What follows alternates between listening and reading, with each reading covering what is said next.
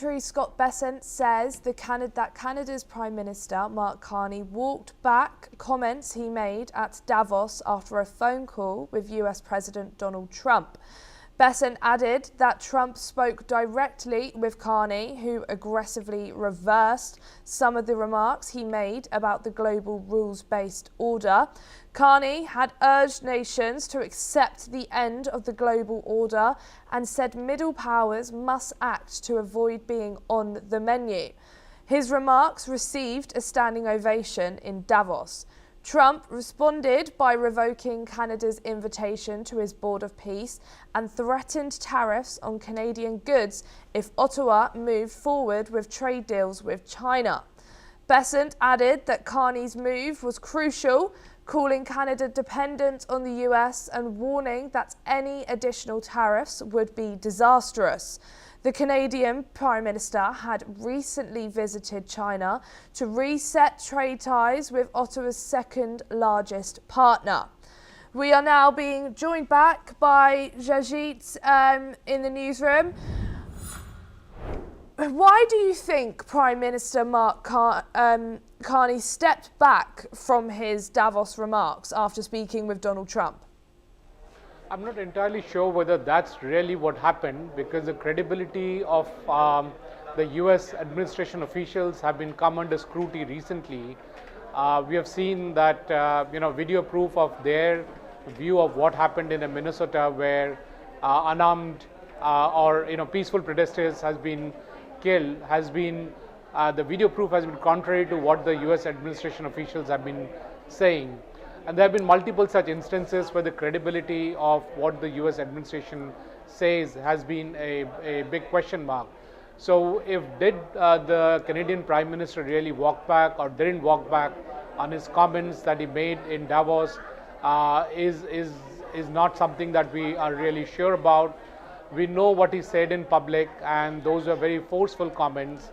We also know that Canada has been challenged by the fact that suddenly all their supply chains which are geared toward the US has been disrupted because of the tariffs.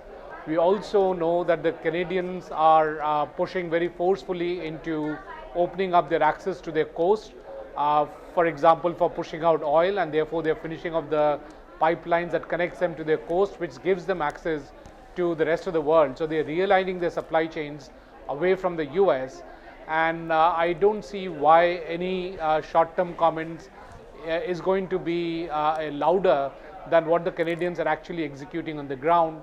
And also the fact that what Carney said in Davos was said in a public forum for the consumption of public. If there was any reason why he walked back, that could possibly be because the US agreed to some of the terms and conditions that Canada has laid out. And also the fact of the matter that the US is probably seeing that the world is splitting between the American economy and the non-American economy, especially in the context of the fact that EU and India are getting into a free trade agreement, which is a huge a block that will be created where American products will probably not be able to get that access. And hence US has to mend its ways in terms of how it's treating its trading partners and allies, and Canada really is one of its very important trading partner and ally. So possibly the US administration would have walked back, which might have led to the Prime Minister of Canada also walking back if that actually happened. And what does this situation tell us about how much influence the US still has over its allies, such as Canada? There is an old adage that if you use power, you lose power. So the US has been extensively using its power, and as a result, its allies and its trading partners have been figuring out ways and means to shield themselves from the exertion of leverage and power that the US has been carrying out in the recent past. And yes, the US is still the largest economy in the world, and it does have very significant leverage on Canada, but so does Canada have on US.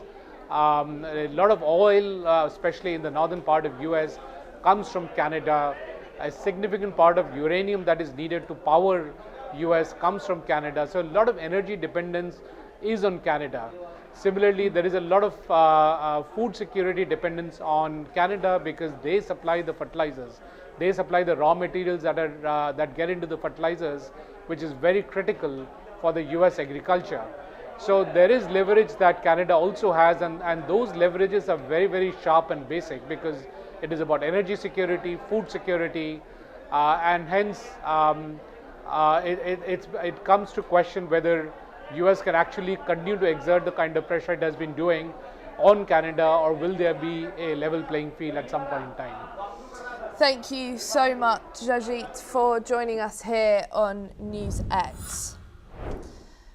People gathered in Tel Aviv's Hostages Square yesterday evening to mark the return of the last